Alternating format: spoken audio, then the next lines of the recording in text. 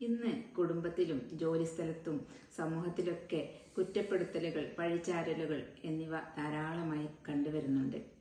ഇതിൽ മനംനൊന്ത് പലപ്പോഴും ഉത്കണ്ഠാരോഗം, വിഷാദരോഗം എന്നിവയിലേക്ക് നയിക്കപ്പെടാറുണ്ട്. അങ്ങനെ നയിക്കപ്പെടുന്ന ആളുകൾ പലപ്പോഴും അവരുടെ ജീവിതം ദുസ്സഹമായി തീരുന്നത് നാം കാണാറുണ്ട്. ആളുകൾ പലപ്പോഴും മറ്റുള്ളവരെ കുറ്റപ്പെടുത്താൻ പ്രേരിതരാകുന്നത് എന്തുകൊണ്ടാണ്? ഇങ്ങനെ കുറ്റപ്പെടുത്തുന്ന ആളുകൾ ചിലപ്പോൾ അവരുടെ റെസ്പോൺസിബിലിറ്റിയിൽ നിന്ന് ഒഴിഞ്ഞു മാറാനോ അത് ഏറ്റെടുക്കാനുള്ള ഒരു മനസ്സിന്റെ പ്രശ്നങ്ങൾ കൊണ്ടൊക്കെ ആയിരിക്കാം കുറ്റപ്പെടുത്തുന്നത്. അതുപോലെ അല്ലാതെ അവരുടെ ഇമോഷൻസിനെ, അവരുടെ ചിന്തകളൊക്കെ അവർക്ക് നിയന്ത്രിക്കാൻ കഴിയാത്തൊരു പ്രശ്നം ഉണ്ടാവും ചിലർക്ക്. ചിലർ അവരുടെ സ്വഭാവ വൈകല്യങ്ങളായിരിക്കാം, പെരുമാറ്റ വൈകല്യങ്ങളൊക്കെ ഉള്ള ആളുകൾ ഉണ്ടാവും. എന്തിനും ആരെയും കുറ്റപ്പെടുത്തുന്ന രീതിയിലുള്ള ഒരു സ്വഭാവം ചെറുപ്പകാലങ്ങളിലൊക്കെ അവർക്ക് ഉണ്ടായി വന്നതായിരിക്കാം. ഇതൊക്കെയാണ് ഇതിന് കാരണമായിട്ട് പറയാവുന്നത്.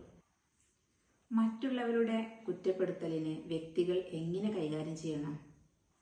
ഈ കുറ്റപ്പെടുത്തലുകൾ നമ്മൾ കേൾക്കേണ്ടി വരുമ്പോൾ നമ്മൾ അതിനെ ശാന്തമായിട്ട് അതിനെ കൈകാര്യം ചെയ്യുക. പിന്നെ നമ്മൾ ആ വ്യക്തിയോട് നമുക്കൊരു സഹാനുഭൂതി കൂടിയാണ് കാണേണ്ടത്. ശരിക്കും ആ വ്യക്തി നോർമലായിട്ട് അങ്ങനെ പറയുന്ന വ്യക്തി ആയിരിക്കില്ല.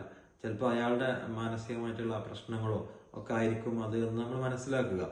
എന്നിട്ട് ആ വ്യക്തിയുമായിട്ട് നമ്മളൊരു ഓപ്പൺ കമ്മ്യൂണിക്കേഷൻ, ഒരു എഫക്റ്റീവ് കമ്മ്യൂണിക്കേഷനിലൂടെ ആ പ്രശ്നങ്ങള് ശാന്തമായ സാഹചര്യത്തിൽ അത് പരിഹരിച്ച് മുന്നോട്ട് പോവുകയാണ് അങ്ങനെയുള്ള പ്രശ്നങ്ങളിൽ ചെയ്യേണ്ടത്. കുറ്റപ്പെടുത്തലിന് വിധേയമാകുന്ന വ്യക്തികൾക്കുള്ള മാർഗനിർദ്ദേശങ്ങൾ പറഞ്ഞുവല്ലോ. എന്നാൽ നിരന്തരം കുറ്റപ്പെടുത്തുന്ന വ്യക്തികളുണ്ടല്ലോ, അവർക്ക് നൽകാനുള്ള എന്തെങ്കിലും നിർദ്ദേശങ്ങൾ പറഞ്ഞു തരാമോ? എന്തിനും ആരെയും കുറ്റപ്പെടുത്തിക്കൊണ്ടിരിക്കുന്ന ഒരു സ്വഭാവമുള്ള ആളുകളുണ്ട്. അത് അവർക്കൊരു ശീലമായി മാറിയിട്ടുണ്ടാവും. അങ്ങനെയുള്ള ആളുകൾ ഒന്ന് സ്വയം ചിന്തിക്കുക. ആ സെൽഫ് റിഫ്ലക്ഷൻ, ഞാനിപ്പോ ഈ പറയുന്നത് ശരിയാണോ, അല്ലെങ്കിൽ ഞാൻ അങ്ങ് അത്രമാത്രം രൂക്ഷമായിട്ട് പറയാൻ എനിക്ക് അവകാശമുണ്ടോ, ഞാൻ അതിന് അർഹനാണോ, അതുപോലെ ഞാൻ എൻ്റെ ഉത്തരവാദിത്വമല്ലേ ഈ കാര്യങ്ങളൊക്കെ, ആ ഉത്തരവാദിത്വം ഞാൻ ഏറ്റെടുത്ത് അത് പരിഹരിക്കുകയല്ലേ വേണ്ടത്.